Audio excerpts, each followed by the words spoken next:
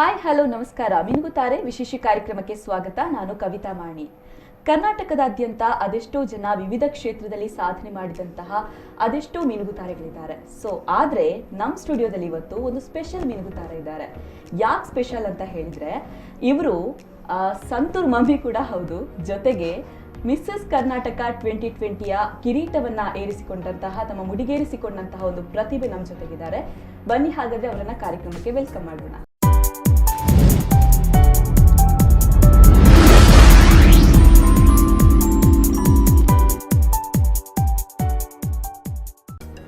S, hi. Hi Supreetha, ಹೇಗಿದ್ದೀರಾ? Fine madam.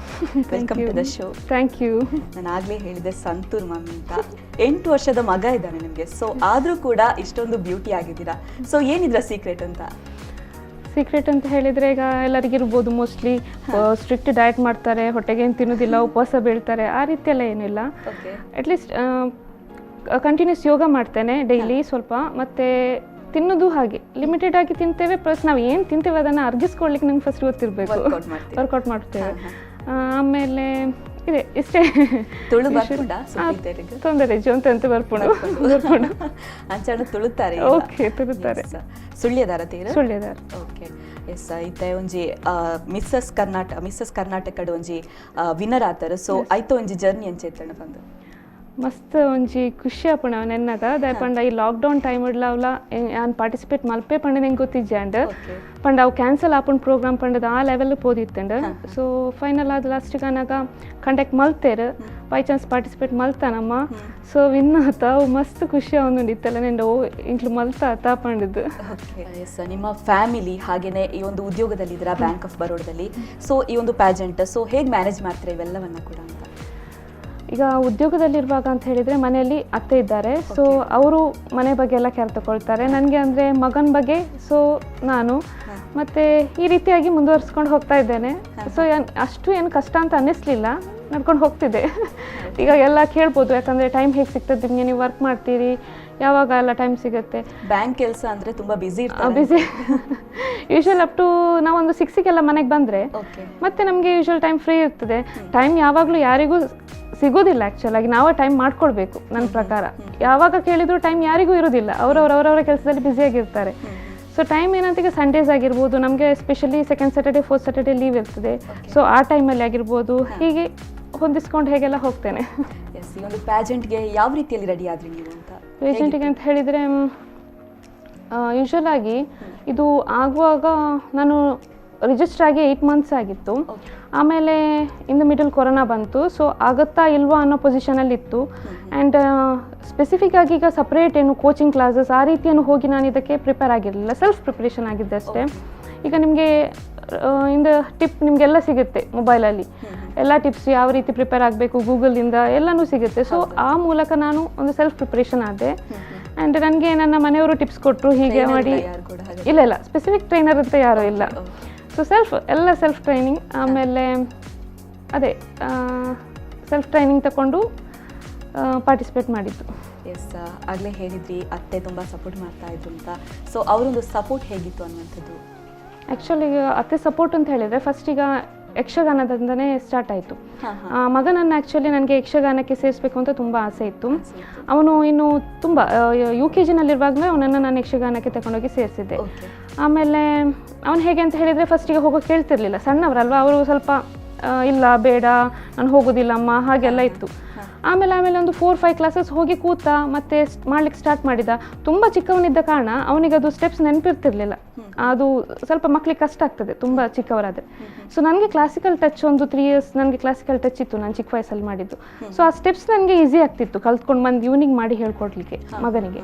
So ನಾನು ಅದನ್ನು ಅಲ್ಲಿ ರೆಕಾರ್ಡ್ ಮಾಡ್ತಿದ್ದೆ, ನಾನು ಬಂದು ಕಲಿತಿದ್ದೆ, ಅವನಿಗೆ ಮಾಡಿಸ್ತಿದ್ದೆ. ಸೊ ನಂಗೆ ಅದು ಅವನಿಗೆ ಈಸಿ ಆಗ್ತಿತ್ತು, ಯಾಕಂದರೆ ವೀಕ್ಲಿ 1 day ಕ್ಲಾಸ್ ಇರ್ತಿದ್ದದ್ದು ಮಾತ್ರ. ಸೊ ಒನ್ ವೀಕ್ ಗ್ಯಾಪ್ ಆಗುವಾಗ ಅವನಿಗೆ ಅದು ಮರ್ತೋಗ್ತಿತ್ತು. ಸೊ ನಾವು ಮನೇಲಿ ಪ್ರಾಕ್ಟೀಸ್ ಮಾಡಬೇಕಾದ್ರೆ ಸೊ ಅತ್ತೆ ಸಹ ಹೇಳ್ತಿದ್ರು, ನಿಂಗೂ ಮಾಡ್ಬೋದಲ್ಲ ಮಗ, ನಿನಗೂ ಮಾಡ್ಬೋದಲ್ಲ. ನಾನು ಜಸ್ಟ್ ಹೀಗೆ ಕಿಂಡಲ್ ಮಾಡ್ತಾರೆ ಅಂತ ಅಂದ್ಕೊಂಡಿದ್ದೆ. ಸೊ ನಾನು ಓಕೆ, ನಾನು ಅದನ್ನೆಲ್ಲ ಹೀಗೆ ಬಿಟ್ಟೆ, ನಾವೆಲ್ಲ ಏನಪ್ಪ ಇನ್ನು ಕುಣಿಯೋದು ಅಂತ ಹೇಳಿಕೊಂಡು ಆ ರೀತಿ ಬಿಟ್ಟಿದ್ದೆ. ಸೊ ಹಾಗೆ ನಮ್ಮ ಕೂಡಲ ಗಣಪತಿ ಭಟ್ ಇವನ ಗುರುಗಳು ಸಹ ಹಾಗೆ ಹೇಳಿದರು, ಎಲ್ಲ ತಾಯಂದಿರು ಸಹ ಸ್ವಲ್ಪ ಆ್ಯಕ್ಟಿವ್ ಆಗಿದ್ದೀರಾ, ಯಾಕೆ ಒಂದು ಮಹಿಳಾ ಟೀಮ್ ಮಾಡಬಾರ್ದು, ಮಹಿಳಾ ಟೀಮ್ ಮಾಡಿದರೆ ಒಳ್ಳೇದಿರುತ್ತಲ್ಲ, ಮಾಡಿ ನೋಡುವಾನ ಅಂತೇಳಿ. ಸೊ ಪೇರೆಂಟ್ಸ್ ಕೆಲವರೆಲ್ಲ ಬಂದರು, ಓಕೆ ಮಾಡುವ ಸರ್, ಓಕೆ ಅಂತ ಹೇಳಿ. ಸೊ ನಮಗೂ ಆಯಿತು, ಓಕೆ ಸರಿ ಸರ್ ಹೇಳ್ತಿದ್ದಾರಲ್ಲ, ನೋಡುವ ಒಂದು ಆಪರ್ಚುನಿಟಿ ಅಂತ ಹೇಳಿ ಲಾಸ್ಟ್ ಇಯರ್ ಮಹಿಳಾ ಟೀಮ್ ಮಾಡಿ ಎಲ್ಲರೂ ಒಂದು ಸೀತಾ ಕಲ್ಯಾಣ ಅಂತ ಹೇಳಿ ಒಂದು ಪ್ರಸಂಗ ಮಾಡಿದ್ರು. ನನ್ನ ಪಾತ್ರ ಅದರಲ್ಲಿ ಲಕ್ಷ್ಮಣನ ಪಾತ್ರ ಆಗಿತ್ತು. ಸೊ ತುಂಬ ಖುಷಿ ಆಯಿತು ಆ್ಯಕ್ಚುಲಿ, ಅದು ಫಸ್ಟ್ ಪ್ರಸಂಗ. ಆ್ಯಂಡ್ ಈವನ್ ನಾನು ನನ್ನ ಮಗನಿಗೆ ಜೂನಿಯರ್, ಅವನು ನನ್ನಿಂದ ಸೀನಿಯರ್ ಯಕ್ಷಗಾನದಲ್ಲಿ. ಹೌದು. ಸೊ ಅದಕ್ಕೆ ಅತ್ತೆ ತುಂಬ ಸಪೋರ್ಟ್ ಮಾಡಿದರು, ಹೋಗಲಿ ತೊಂದರೆ ಇಲ್ಲ, ಅವಳಿಗೆ ಇಂಟ್ರೆಸ್ಟ್ ಇದ್ದರೆ ಅವಳು ಖಂಡಿತ ಮಾಡಲಿ, ಅದರಲ್ಲಿ ಈಗ ಬೇಡ ಹಾಗೆ ಮಾಡಬಾರ್ದು ಆ ರೀತಿ ಏನಿಲ್ಲ, ಅವಳು ಮಾಡ್ತಾಳೆ. ಪ್ಲಸ್ ಅವ್ರು ನೋಡ್ತಿದ್ರು ನಾನು ಅವನಿಗೆ ಕಲಿಸೋದು ಮಾಡೋದು, ಅವರಿಗೆ ಗೊತ್ತಿತ್ತು ನನಗೆ ಇಂಟ್ರೆಸ್ಟ್ ಇದೆ ಅಂತ ಸರ್. ಸೊ ಅವರು ಇರಲಿ ಮಾಡಲಿ ಅಂತ ಹೇಳಿದರು. ಅದು ನಿಜವಾಗಿ ತುಂಬ ಖುಷಿ ಆಯಿತು ಆಗ ಅವರು ಆ ರೀತಿ ಸಪೋರ್ಟ್ ಮಾಡಿದ್ದು. ಓಕೆ ಸುಪ್ರೀತಾ, ಇವಾಗ ಒಂದು ಆಡಿಷನ್ ಏನಾದರೂ ಇರುತ್ತೆ ಅಂದರೆ ಆ್ಯಕ್ಟಿಂಗ್ ಮಾಡೋದ್ರಲ್ಲಿ ಆಗಿರ್ಬೋದು, ಬೇರೆ ಯಾವುದೇ ಒಂದು ಕಾಂಪಿಟೇಷನಲ್ಲಿ ಆಡಿಷನ್ ಅಂತ ಇರುತ್ತೆ. ಸೊ ಇದರಲ್ಲೂ ನಿಮಗೆ ಆಡಿಷನ್ ಮೂಲಕ ಸೆಲೆಕ್ಟ್ ಆದ್ರೆ ಹೇಗೆ?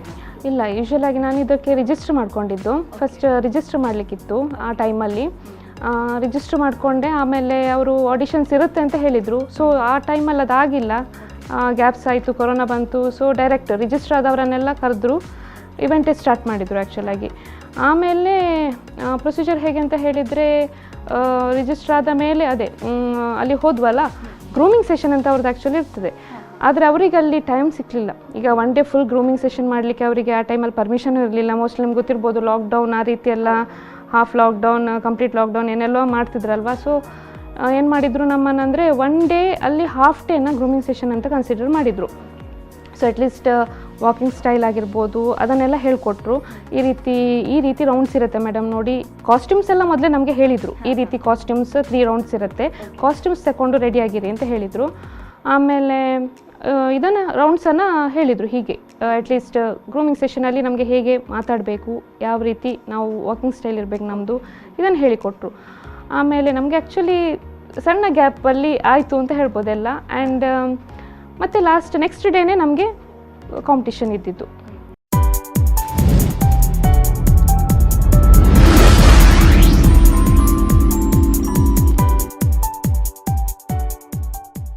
ಇವಾಗ ಇಷ್ಟೊಂದು ಬ್ಯೂಟಿ ಆಗಿದ್ದೀರಾ, ಸೊ ಏನಾದರೂ ಒಂದು ಆ್ಯಕ್ಟಿಂಗ್ ಚಾನ್ಸ್ ಸಿಗುತ್ತೆ ಅಂತ ಅಂದ್ಕೊಳ್ಳಿ, ಸೊ ಆವಾಗ ಏನು ಒಪ್ಕೋತೀರಾ, ಹೇಗೆ? ಯೂಶಲಿ ಅದರ ಬಗ್ಗೆ ಯೋಚನೆ ಮಾಡಲಿಲ್ಲ.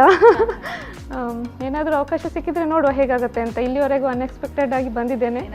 ಆ ಥರ ಕನಸು ಆ್ಯಕ್ಚುಲಾಗಿ ಎಲ್ರಿಗೂ ಇದ್ದೇ ಇರುತ್ತಲ್ವ. ಈಗ ಯೂಶಲಿ ಈಗ ನಿಮ್ಮ ಹತ್ರ ಕೇಳಿದ್ರು ನಿಮಗೂ ಖಂಡಿತ ಇದ್ದೇ ಇರುತ್ತೆ. ಆ ರೀತಿ ನನಗೂ ಹಾಗೇನೆ. ಈಗ ಚಿಕ್ಕ ವಯಸ್ಸಲ್ಲೇ ಹೇಳಬೇಕು ಅಂತ ಇದ್ದರೆ, ಈಗ ನಮ್ಮನ್ನು ಒಂದು ಏನು ಹೇಳ್ತಾರೆ ಅಂದರೆ, ನೀವು ಇವ್ರ ಥರ ಕಾಣ್ತೀರಿ, ನಿಮ್ಮ ಕಣ್ಣು ಇವ್ರ ಥರ ಇದೆ, ಈ ರೀತಿ ಹೋಲಿಕೆ ಮಾಡ್ತಾರೆ. ಸೊ ಆಗ ತುಂಬ ಖುಷಿ ಆಗ್ತಿತ್ತು. ಯೂಶಲಾಗಿ ಆಗ ಅಂದ್ಕೊಳ್ತಿದ್ವು ನಾವು ಈ ರೀತಿ ಮಾಡಲಿಂಗ್ ಫೀಲ್ಡಿಗೆ ಹೋಗ್ಬೋದಾ ಏನೋ. ಬಟ್ ಆ ಟೈಮಲ್ಲಿ ಅದು ಗೊತ್ತಿರಲಿಲ್ಲ ಯಾರಿಗೂ.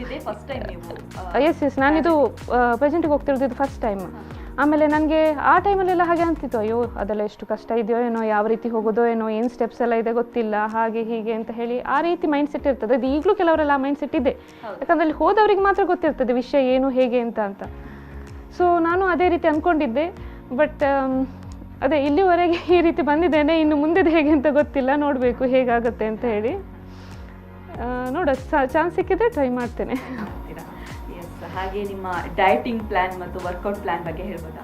ವರ್ಕೌಟ್ ಪ್ಲ್ಯಾನ್ ಅಂತ ಹೇಳಿದರೆ ಅದೇ ಬೆಳಿಗ್ಗೆ ಎದ್ದು 1 ಅವರ್ ಒಂದು ಯೋಗ, ಆಮೇಲೆ ಈವ್ನಿಂಗ್ ಡಯಟ್ ಪ್ಲ್ಯಾನ್ ಅಂತ ಹೇಳಿ ಸಪ್ರೇಟಾಗಿ ಏನಿಲ್ಲ. ಆಯಿಲಿ ಫುಡ್ಸ್ ಜಾಸ್ತಿ ತಿನ್ನೋದಿಲ್ಲ, ಫ್ರೂಟ್ಸ್ ಆ್ಯಂಡ್ ಸ್ವಲ್ಪ ಸೂಪ್, ಇದೆಲ್ಲ ನಾನೇ ಸೆಲ್ಫ್ ಪ್ರಿಪ್ರೇಷನ್ ಮಾಡಿಕೊಂಡು ಮಾಡ್ತೇನೆ. ಆ್ಯಂಡ್ ಇವನ್ ನಾನು ವೆಜಿಟೇರಿಯನ್ ಅಷ್ಟು ಚೆನ್ನಾಗಿ ಕುಕ್ ಮಾಡೋದಿಲ್ಲ, ನಾನ್ ವೆಜಿಟೇರಿಯನ್ ಚೆನ್ನಾಗಿ ಕುಕ್ ಮಾಡ್ತೇನೆ ಆ್ಯಕ್ಚುಲಿ.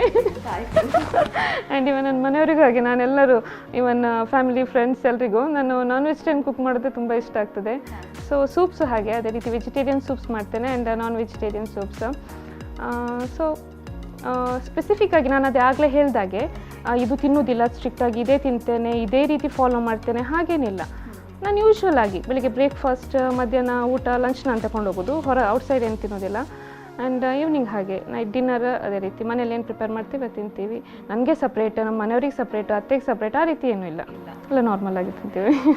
ಹಾಗೆಯೇ ಕಾಲೇಜ್ ಟೈಮಲ್ಲಿ ಕೂಡ ಈ ಥರ ಆ್ಯಕ್ಟಿವಿಟೀಸ್ ಇತ್ತಾ, ಅಥವಾ ಮ್ಯಾರೇಜ್ ಆದ ನಂತರ ಈ ಒಂದು ಆಪರ್ಚುನಿಟಿಗಾಗಿ ಕಾಯ್ತಾ ಇದ್ರೆ ಹೇಗೆ ಅನ್ನೋದು? ಹಾಗೆ ಹೇಳೋದಿದ್ರೆ ಆ್ಯಕ್ಚುಲಿ ಅಪ್ ಟು ಸ್ಕೂಲ್ ಡೇಸ್ವರೆಗೆ ತುಂಬ ಆ್ಯಕ್ಟಿವ್. ಅಂದರೆ ಹೇಗೆ ಅಂತ ಹೇಳಿದರೆ ಪ್ರತಿಯೊಂದು ಫ್ಯಾನ್ಸಿ ಡ್ರೆಸ್ ಕಾಂಪಿಟಿಷನ್ ಆಗಿರ್ಬೋದು, ಸಿಂಗಿಂಗ್, ಡ್ಯಾನ್ಸಿಂಗ್, ಸ್ಕೂಲ್ ಡೇಸಲ್ಲಿ ಈವನ್ ಡ್ರಾಯಿಂಗ್ ಕಾಂಪಿಟಿಷನ್ಸ್ ಎಲ್ಲದಕ್ಕೂ ಪಾರ್ಟಿಸಿಪೇಟ್. ಓದೋದಕ್ಕಿಂತ ಹೆಚ್ಚು ಫಸ್ಟ್ ಅದಕ್ಕೆ ಪ್ರಿಫರೆನ್ಸ್ ಕೊಡ್ತಿದ್ವು. ಸೊ ಈವನ್ ನನ್ನ ಕಸಿನೂ ಹಾಗೆ, ಮಲ್ಲಿಕಾ ಅಂತ ಹೇಳಿ, ಅವರು ಒಂದು 4 ಮೆಂಬರ್ಸ್ ಹುಡುಗಿಯರು ಅವ್ರು, ಆ್ಯಕ್ಚುಲಿ ನನ್ನ ಅತ್ತೆ ಮಕ್ಕಳು. ಅವರು ಹಾಗೆ, ಅಂದರೆ ನಾವು ಅವರಿಂದ ತುಂಬ ಚಿಕ್ಕವರಾದ ಕಾರಣ ಅವ್ರಿಗೆ ಅದೊಂದು ಇಂಟ್ರೆಸ್ಟ್. ನಮಗೇನು ಕಾಂಪಿಟೇಷನ್ ಇದ್ರೂ ಅವ್ರು ನಮ್ಮಿಂದ ಮೊದಲು ರೆಡಿ ಆಗೋದು. ಓಕೆ ಇವತ್ತು ಅದಕ್ಕೆ ಹೀಗೆ ಪ್ರಿಪೇರ್ ಆಗೋಣ, ಅದಕ್ಕೆ ಇದನ್ನು ಮಾಡೋಣ, ನಾನು ನಿಮ್ಗೆ ಹೇಳ್ಕೊಡ್ತೀನಿ ಹಾಗೆ ಅಂತ ಹೇಳಿ ತುಂಬ ಖುಷಿಯಲ್ಲಿ ಬಂದು ಎಲ್ಲ ಹೇಳ್ಕೊಡ್ತಿದ್ರು. ಮತ್ತು ಅವಳಿಂದ ನಾನು ತುಂಬ ಕಲ್ತಿದ್ದೇನೆ ಆ್ಯಕ್ಚುಲಿ. ನಾನೀಗ ಏನು ಹೇಳ್ತೀನಿ, ಆರ್ಟ್, ನಾವೀಗ ಡ್ರಾಯಿಂಗ್ ಆಗಿರ್ಬೋದು, ನಿಮ್ಮ ಡ್ರಾಯಿಂಗಲ್ಲಿ ಆ್ಯಕ್ಚುಲಿ ಸ್ಪೆಷಲಿ ನನಗೆ nib painting, sand painting, crafting ಮತ್ತು ಥರ್ಮೋಕಾಲ್ ಕಾರ್ವಿಂಗ್, ಈ ರೀತಿ ತುಂಬ ವೆರೈಟೀಸ್ ಇದೆ. ಇದೆಲ್ಲ ಅವಳು ಕಲ್ತ್ಕೊಂಡು ಬರ್ತಿದ್ಲು. ಅಂದರೆ ಅವಳಿಗೆ ಅದೊಂದು ಇಂಟ್ರೆಸ್ಟ್. ಈವನ್ ಮೆಹಂದಿ ಡಿಸೈನ್ಸ್ ಇದೆಲ್ಲ ನಾನು ಅವರಿಂದ ನನ್ನ ವೆಕೇಷನ್ ಟೈಮಲ್ಲಿ ನಾನು ಕಲಿತಿದ್ದೆ, ಒಂದು 8th ವೆಕೇಷನ್ 9th ವೆಕೇಷನಲ್ಲೆಲ್ಲ. ಸೊ ಹಾಗೆ ಆಗಲೇ ಏನಂದರೆ ನಮಗೆ ಈ 2 months 1.5 month ರಜೆ ಇರುವಾಗ ಬೋರ್ ಆಗುತ್ತೆ. ಅಯ್ಯೋ ಮಾಡಬೇಕಲ್ಲ, ಟೈಮ್ ಸ್ಪೆಂಡ್ ಮಾಡಬೇಕಲ್ಲ ಅಂತ. ಸೊ ಈ ಅಕ್ಕ ನನಗೆ ಹೀಗೆಲ್ಲ ಇದೆಲ್ಲ ಹೇಳ್ಕೊಡ್ತಿದ್ಲಲ್ಲ, ಇದರಿಂದ ತುಂಬ ಟೈಮ್ ಈಸಿಯಾಗಿ ಹೋಗ್ತಿತ್ತು, ಪ್ಲಸ್ ಎಲ್ಲ ಹೊಸ್ತು ಕಲೀಲಿಕ್ಕೂ ಆಗ್ತಿತ್ತು. ಅದೇ ರೀತಿ ಆ ಟೈಮ್ ಹಾಗೆ ಹೋಯ್ತಾ. ಆ್ಯಂಡ್ ಇವನ್ PUC ಯಲ್ಲಿ ಮಾತ್ರ ಸ್ವಲ್ಪ ಸ್ಟಡೀಸ್ ಬಗ್ಗೆ ಕಾನ್ಸಂಟ್ರೇಷನ್ ಜಾಸ್ತಿ ಆಗ್ತಾ ಹೋಯಿತು, PUC ಡಿಗ್ರಿಯಲ್ಲಿ. ಸೊ ಆಗ ನನಗೆ ಇದರ ಟಚ್ ಸ್ವಲ್ಪ ಕಮ್ಮಿ ಆಗ್ತಾ ಬಂತು. ಇವನ್ ಆಫ್ಟರ್ ಮ್ಯಾರೇಜ್, ಅದು ಮಗು ಆದಮೇಲೆ ಮೋಸ್ಟ್ ಇದಾಗಿ ಹೇಳಬೇಕು ಅಂತ ಹೇಳಿದರೆ, ಮಗು ಆಗುವವರೆಗೂ ಇದು ಇಲ್ಲಿ ಖಂಡಿತ ಅಂದ್ಕೊಂಡಿರಲಿಲ್ಲ. ಇವನ್ ಯಕ್ಷಗಾನನೇ ನಾನು ಮಾಡ್ತೇನೆ ಅಂತ ಅಂದ್ಕೊಂಡಿರಲಿಲ್ಲ. ಸೊ ಮಗು ಆದಮೇಲೆ ಅವನಿಗೋಸ್ಕರ ಅವನ ಮುಂದೆ ಹೋಗಬೇಕು ಅಂತ ಹೇಳಿ ಅವನನ್ನು ಮುಂದೆ ತರೋಕ್ಕೋಸ್ಕರ ಹೋಗಿ ನಾನು ಮುಂದೆ ಬಂದಿದ್ದು ಅಂತಲೇ ಹೇಳ್ಬೋದು. ಯಾಕಂದರೆ ಅವನಿಂದನೇ ಪರ್ಟಿಕ್ಯುಲರ್ ಆಗಿ ನಾನು ಈಗ ಇಲ್ಲಿದ್ದೇನೆ ನಿಜವಾಗಿ. ಆಗಲೇ ಹೇಳಿದ್ರಿ ಯಕ್ಷಗಾನ ಕೂಡ ಅವನಿಂದಲೇ ಕಲಿತೆ. ಸೊ ಬೇರೆ ಬೇರೆ ರೀತಿಯಾದಂತಹ ಒಂದು ಕ್ಷೇತ್ರದಲ್ಲಿ ನೀವು ತೊಡಗಿಸಿಕೊಂಡಿದ್ರಿ ಅಂತ ಆಯ್ತು. ಹೌದು, ಎಸ್. ಹಾಗೇನೆ ಹೇಳಬೇಕು ಅಂತ ಹೇಳಿದ್ರೆ, ಮನೆಯಲ್ಲಿ ಇರ್ತೀರಾ, ಸೊ ಟೈಮ್ ಪಾಸ್ ಹೇಗಿತ್ತು? ಅಂದರೆ ಲಾಕ್ಡೌನ್ ಟೈಮಲ್ಲಿ ಆಗಿರ್ಬೋದು, ಈ ಒಂದು ಕಾಂಪಿಟೇಷನ್ ಆಗಿರೋದು ಜುಲೈ ಅನ್ಸುತ್ತೆ. ಹೌದು. ಎಸ್, ಅದಕ್ಕಿಂತ ಮುಂಚೆ ಏನು ಮಾಡ್ತಾ ಇದ್ದೀರಾ? ಜುಲೈಯಲ್ಲಿ ಈಗ ನಮಗೆ ಲಾಕ್ಡೌನ್ ಆಗಿಲ್ಲ ಆಲ್ಮೋಸ್ಟ್. ನಾವು ಬ್ಯಾಂಕಲ್ಲಿರೋ ಕಾರಣ ನಮಗೆ ಕಂಪ್ಲೀಟ್ ವರ್ಕ್ ಇತ್ತು. ಕಸ್ಟಮರ್ಸ್ ಬರ್ತಿರ್ಲಿಲ್ಲ ಅಂತ ಹೇಳಿ ಬಿಟ್ಟರೆ ಆ ಟೈಮಲ್ಲಿ ಏನು ಕಂಪ್ಲೀಟ್ ಲಾಕ್ಡೌನ್ ಇತ್ತಲ್ಲ, ಬಟ್ ನಮಗೆ ಹೋಗ್ಲಿಕ್ಕೆ ಇರ್ತಿತ್ತು.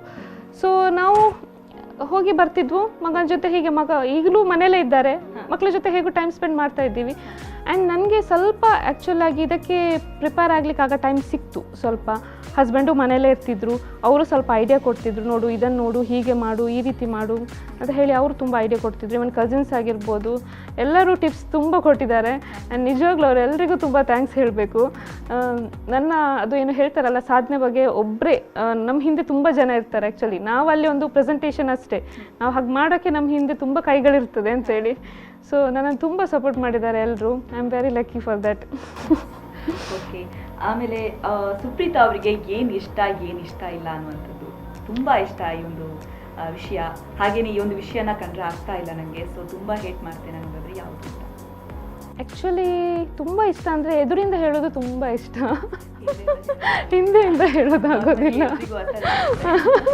ಆ್ಯಕ್ಚುಲಿ ಕೆಲವ್ರು ಏನಂದರೆ, ನನಗೆ ಎದುರಿಂದ ಬೈದ್ರು ನನಗೆ ಪ್ರಾಬ್ಲಮ್ ಇಲ್ಲ, ಬಟ್ ಹಿಂದೆಯಿಂದ ಹೇಳ್ಕೊಳ್ಬಾರ್ದು ಅಷ್ಟೇ. ಏನು ಕೇಳಿಸ್ಕೊಳ್ತೇನೆ ಅಂತಂದ್ರಲ್ಲ, ಇವಾಗ ನಾನು ಹೇಳೋದು ಹಾಗೆ, ಏನಿದ್ರು ಸ್ಟ್ರೈಟ್ ಟು ಸ್ಟ್ರೈಟ್ ಹೇಳ್ತೇನೆ, ಹಿಂದೆಯಿಂದ ಏನು ಹೇಳೋಕ್ಕೆ ಹೋಗಲ್ಲ. ಯಾರ್ದು ಆಗೋದಿಲ್ಲ ಅಂತ ಹೇಳಿದ್ರು, ಓಕೆ ಸರ್ ಇದೆ, ಈ ರೀತಿ ಇದೆ ನೋಡಿ ಅಂತ ಹೇಳಿ. ಇಷ್ಟು ದಿನದ ಜರ್ನಿಲಿ ಏನಾದರೂ ಆ ಥರ ಆಗಿದೆಯಾ ಹೇಗೆ ಅಂತ? ಬ್ಯಾಡ್ ಕಮೆಂಟ್ಸ್ ಬಂದಿರೋದು ಏನಾದರೂ ಇರುತ್ತೆ ಯೂಶ್ವಲ್ ಆಗಿ. ನಾವು ಅಂದರೆ ಪಾಸಿಟಿವ್ ಅದು ಹೇಳಕ್ಕೆ ಹೋದರೆ ತುಂಬ ದೊಡ್ಡ ಸ್ಟೋರಿನೇ ಆಗುತ್ತೆ, ಇರ್ತದೆ. ಬಟ್ ನಾನು ಹೇಗೆ ಅಂತ ಹೇಳಿದರೆ, ಪ್ರತಿಯೊಂದನ್ನು ಪಾಸಿಟಿವ್ ಆಗೇ ತಗೊಳ್ತೇನೆ. ಯಾಕಂದರೆ ಲೈಫ್ ನಾವು ಅಂದ್ಕೊಂಡಾಗೆ ಹೋಗೋದಿಲ್ಲ ನೋಡಿ, ಅದು it takes so many turns. So ಅದು ಹೇಗೆ ಬರ್ತದೆ ಆ ರೀತಿ. ಯಾರು ಪಾಸಿಟಿವ್ ಆಗಿ ಮಾತಾಡಲಿ, ನೆಗೆಟಿವ್ ಆಗಿ ಮಾತಾಡಲಿಕ್ಕೆ ನಮ್ಗೆ ಗೊತ್ತಿರ್ತದೆ ನಾವು ಯಾವ ರೀತಿ ಇದ್ದೇವೆ ಅಂತ. ಸೊ ಅದು ಮೈನ್ ತುಂಬ ಇಂಪಾರ್ಟೆಂಟ್. ನಾವು ಸರಿ ದಾರಿಯಲ್ಲಿ ಹೋಗೋದು ನಮ್ಗೆ ತುಂಬ ಇಂಪಾರ್ಟೆಂಟ್. ಇನ್ನೊಬ್ಬರು ಹೇಳೋದನ್ನು ನಾವು ಕೇಳ್ಕೊಳ್ಬೇಕು. ಓಕೆ, ಅವ್ರು ಈ ರೀತಿ ನಮ್ಮ ಬಗ್ಗೆ ಓಕೆ, ಇಟ್ಸ್ ಓಕೆ, ಅದು ಅವರ ಇಮ್ಯಾಜಿನೇಷನ್, ಅವರು ಅದನ್ನು ತಿಳ್ಕೊಂಡಿರೋದು. ಬಟ್ ನಮ್ಗೆ ಗೊತ್ತಿರ್ತದೆ ನಾವೇನು ಅಂತ ಹೇಳಿ. ಸೊ ನೀವು ಹೇಳೋ ಪ್ರಕಾರ ಅದನ್ನೇ ಇಷ್ಟಪಡ್ತೀನಿ ಆ್ಯಕ್ಚುಲಾಗಿ. ಸ್ಟ್ರೈಟ್ ಫಾರ್ವರ್ಡ್ ಆಗಿರಬೇಕು, ಏನು ಹೇಳೋದಿದ್ರು ಸ್ಟ್ರೈಟಾಗಿ ಹೇಳಬೇಕು, ಸ್ವಲ್ಪ ಹಿಂದಿಂದ ಹೇಳೋದು ಕಮ್ಮಿ ಮಾಡಬೇಕು. ಎಷ್ಟೋ ಜನ ಆ ಥರ ಅನ್ಕೊಂಡಿರ್ತಾರೆ, ಎದುರಿಂದ ತುಂಬ ಚಂದ ಹೊಗಳ್ತಾರೆ, ಹಿಂದಿಂದ ಏನೇನೋ ಹೇಳ್ತಾರೆ, ಆ ರೀತಿ ಬೇಡ. ಏನಿದೆ ಅದನ್ನು ಫೇಸ್ ಟು ಫೇಸ್ ಅಷ್ಟೇ. ಹಾಗೆಯೇ ಈ ಒಂದು ಪ್ಯಾಜೆಂಟ್ಗೆ ಬರೋದಕ್ಕಿಂತ ಮುಂಚೆ ಬೇರೆ ಏನಾದರೂ ಡ್ರೀಮ್ ಇತ್ತಾ? ಬೇರೆ ಏನಾದರೂ ಅಚೀವ್ಮೆಂಟ್ ಮಾಡಬೇಕು? ಆ್ಯಕ್ಚುಲಾಗಿ ಒಂದು ಅಚೀವ್ಮೆಂಟ್ ಏನೋ ಮಾಡಬೇಕು, ಸಾಧನೆ ಅಂತ ನಿಜವಾಗ್ಲೂ ತುಂಬ ಇತ್ತು. ಯಾಕಂದರೆ ಸಣ್ಣ ವಯಸ್ಸಲ್ಲೇ ಹೇಗೆ ಅಂತ ಹೇಳಿದರೆ ನಾವಿಬ್ಬರು ಹುಡುಗಿಯರು ಮಾತ್ರ, ಅಪ್ಪನಿಗೆ ಗಂಡು ಮಕ್ಕಳಿಲ್ಲ. ಸೊ ನಮ್ಮನ್ನೇ ತುಂಬ ಪ್ರೀತಿಯಿಂದ ಸಾಕಿದ್ದಾರೆ, ತುಂಬ ಪ್ರೀತಿಯಿಂದ ಸಾಕಿದ್ದಾರೆ. ಆ್ಯಂಡ್ ಗಂಡು ಮಕ್ಕಳು ಇಲ್ಲ ಅಂತ ಹೇಳೋ ಕೊರತೆನೂ ಅವ್ರಿಗೆ ಇರಲಿಲ್ಲ, ನಮ್ಮನೆ ಗಂಡು ಮಕ್ಕಳು ಥರ ನೋಡ್ಕೊಂಡಿದ್ದಾರೆ. ಆದರೆ ಹೇಗೆ ಅಂತ ಹೇಳಿದರೆ ಸೈಕಲ್ ತೆಗೆದುಕೊಡೋರು ರೋಡಲ್ಲಿ ಓಡಿಸ್ಬೇಡಿ ಅಂತ. ಓಕೆ, ಏನಾದರೂ ಆದರೆ ತುಂಬ ಭಯ ಅವರಿಗೆ, ಅಷ್ಟು ಒಂಥರ ಕೇರ್, ತುಂಬ ಕೇರ್, ಅದು ಸ್ವಲ್ಪ ಅಂತಲ್ಲ ತುಂಬಾ ಕೇರ್. ಸೊ ನಾವು ಆ ರೀತಿಯಲ್ಲೇ ಬಂದು ಏನಂತ ಹೇಳಿದರೆ ತುಂಬ ಒಂಥರ ಏನು ಹೇಳ್ತೀವಿ ನಾವು, ಒಂಥರ ಅದಕ್ಕೆ ಹೋಗಿದ್ವಿ. ಬಟ್ ಮ್ಯಾರೇಜ್ ಆದಮೇಲೆ ಇಲ್ಲಿ ಹಸ್ಬೆಂಡ್ ಹೇಗೆ ಅಂತ ಹೇಳಿದರೆ, ಇಲ್ಲ ನೀನು ಅದು ಕಲಿಬೇಕು, ನೀನು ಕೈನೆಟಿಕ್ ಕಲಿ, ನಿನ್ನ ಕೈನೆಟಿಕ್ ಕಲಿಬೇಕು. ನಾನು ಇಲ್ಲ, ನನಗೆ ಅಪ್ಪ ಸೈಕಲ್ ತಗೊಂಡೇ ರೋಡಿಗೆ ಹೋಗ್ಲಿಕ್ಕೆ ಬಿಡ್ತಿರ್ಲಿಲ್ಲ, ನಾನು ಕೈನೆಟಿಕ್ ಕಲಿತು ನನ್ನಿಂದ ಆಗೋದಿಲ್ಲ. ಅವರು ಒಂಥರ ಡಿಫ್ರೆಂಟ್, ಅವರು ಓಪನ್ ಆಗಿಲ್ಲ, ನೀನು ಅದು ಕಲಿಬೇಕು ಇದು ಕಲಿಬೇಕು ಆ ರೀತಿ.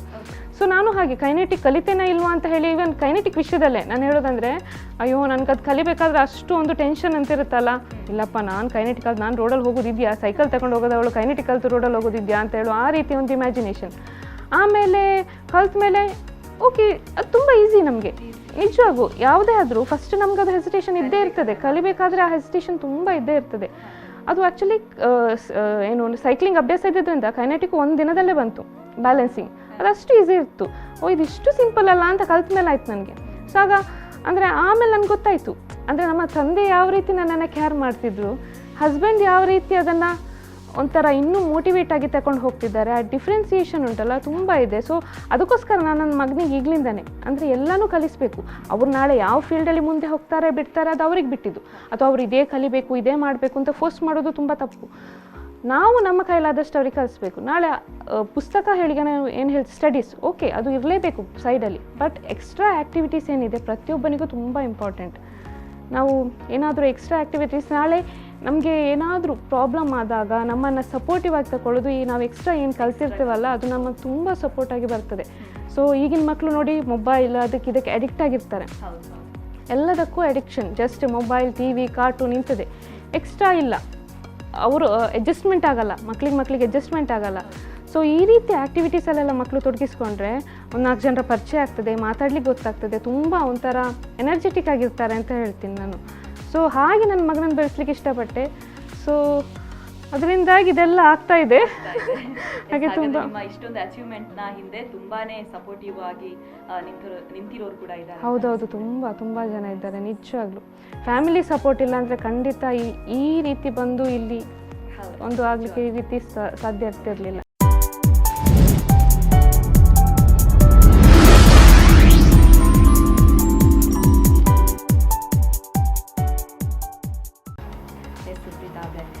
ಈ ಒಂದು ಸ್ಟೇಜಲ್ಲಿ ಇರ್ತೀರಾ ಅಂತ ಅನ್ಕೊಳ್ಳಿ, ಅದೇ ಮಿಸ್ಸಸ್ ಕರ್ನಾಟಕ 2020 ಸ್ಟೇಜಲ್ಲಿ ಇದ್ದೀರಾ.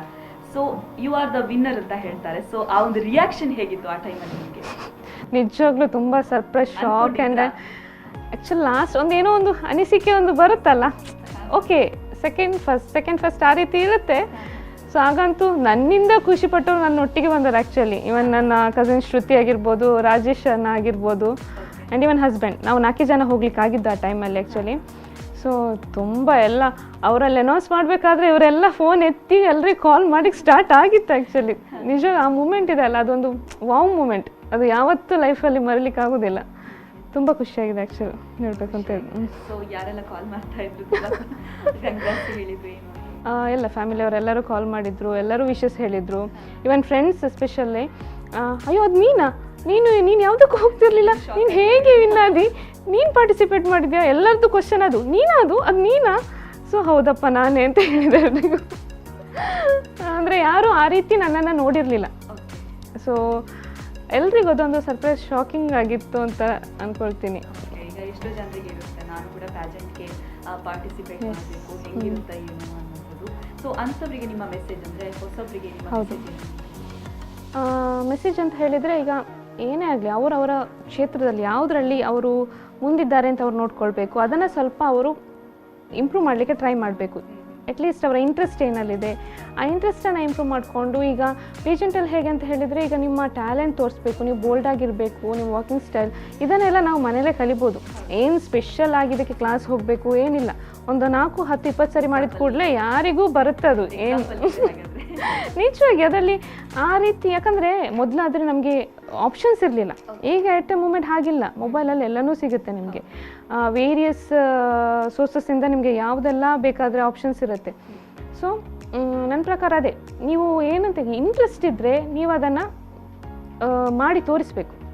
ನೀವು ಅದಕ್ಕೆ ಡೂ ಆರ್ ಡೈ ಮಾಡ್ತೇನೆ ಅಂತ ಹೇಳಿ ಹಠ ಕಟ್ಟಿ ಮಾಡಬೇಕು. ಓಕೆ ನಾನು ಹೇಳ್ತಿದ್ದೇನೆ, ನಾನು ಮಾಡ್ತೇನೆ, ನಾನು 100% ಕೊಡ್ತೇನೆ, ಇಲ್ವಾ ಇಲ್ಲ, ಓಕೆ ನಾ ಹೋಗಲ್ಲ, ಮಾಡ್ತೇನೆ ಅಂತ ಹೇಳಿ ಒಪ್ಪಿಕೊಂಡ್ಮೇಲೆ ಅದನ್ನು ಆ್ಯಕ್ಚುಲಿ ಓಕೆ ಯಾವ ರೀತಿ ಟ್ಯಾಲೆಂಟ್ ಮಾಡಬೇಕು, ಈಗ ವಾಕಿಂಗ್ ಸ್ಟೈಲ್ ಆಗಿರ್ಬೋದು ಅಥವಾ ನಿಮ್ಮ ಆ್ಯಟಿಟ್ಯೂಡ್ ಆಗಿರ್ಬೋದು, ನೀವು ಯಾವ ರೀತಿ ನಿಮ್ಮ ಮೇಕಪ್ ಟಿಪ್ಸ್ ಇರ್ಬೋದು, ಎಲ್ಲದಕ್ಕೂ ಇನ್ನೊಬ್ಬರ ಮೇಲೆ ಡಿಪೆಂಡ್ ಆಗೋದಕ್ಕಿಂತ ಎಲ್ಲ ಸ್ವಲ್ಪ ಸ್ವಲ್ಪ ಕಲ್ತ್ಕೊಂಡಿರ್ಬೇಕು. ಎಮರ್ಜೆನ್ಸಿಗೆ ಯಾರು ಸಿಗೋದಿಲ್ಲ.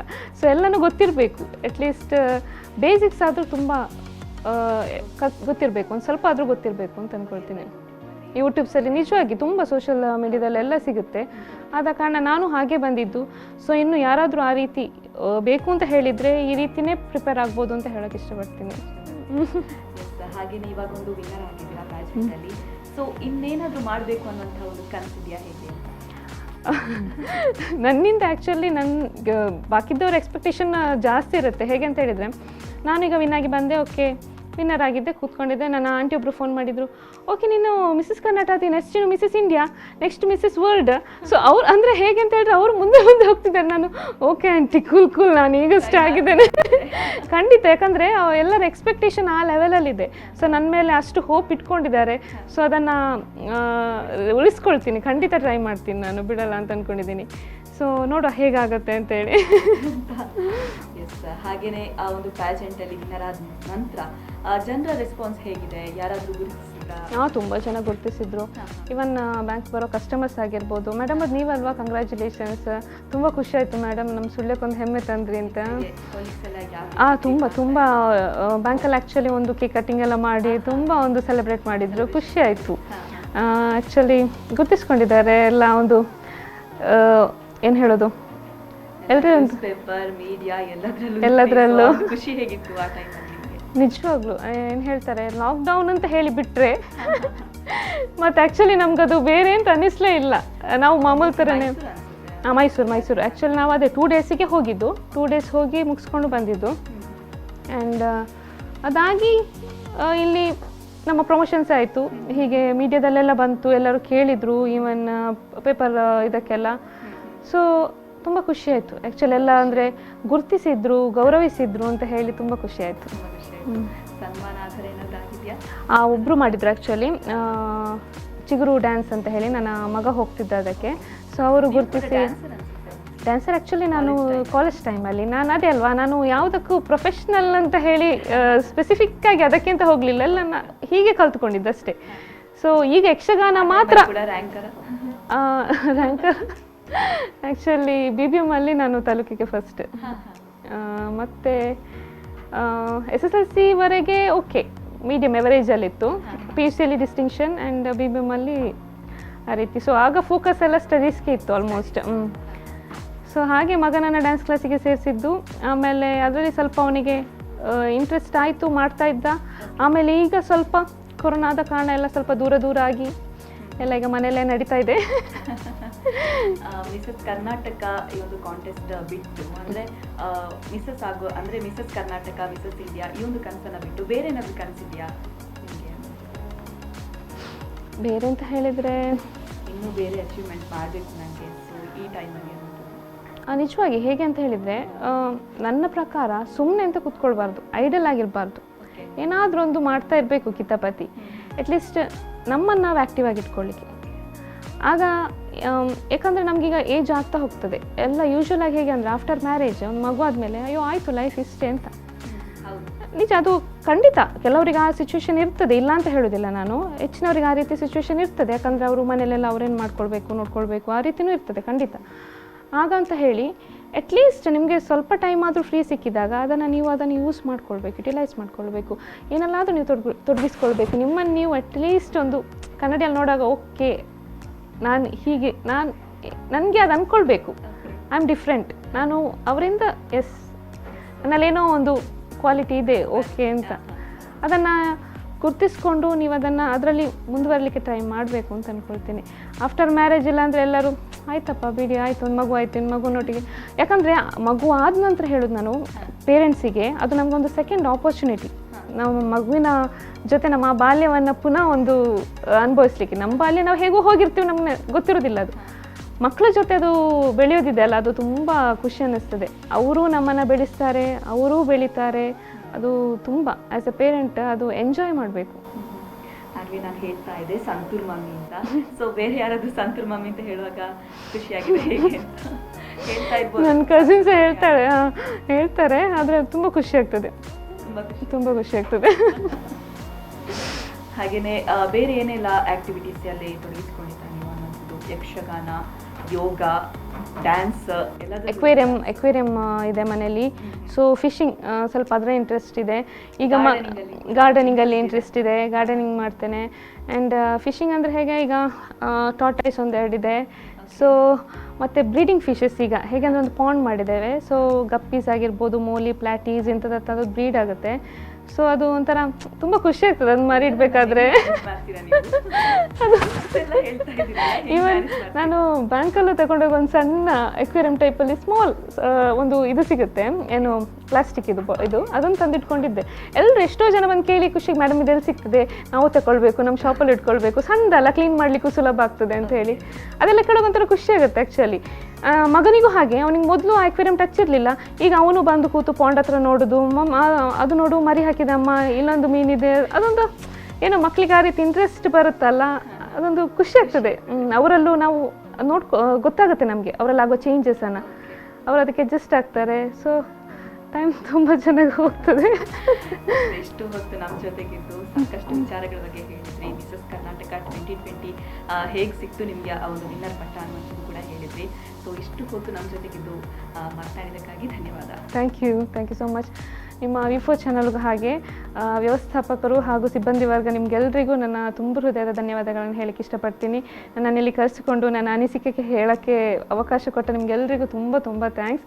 ನಿಮ್ಮ ವಿಫೋ ಚಾನಲ್ ಇನ್ನೂ ಎತ್ತರಕ್ಕೆ ಬೆಳೀಲಿ, ಇನ್ನೂ ದೇಶಾದ್ಯಂತ ವ್ಯಾಪಿಸಲಿ ಅಂತ ಹೇಳಿ ಆಶಿಸ್ತೀನಿ. Thank you so much. Thank you.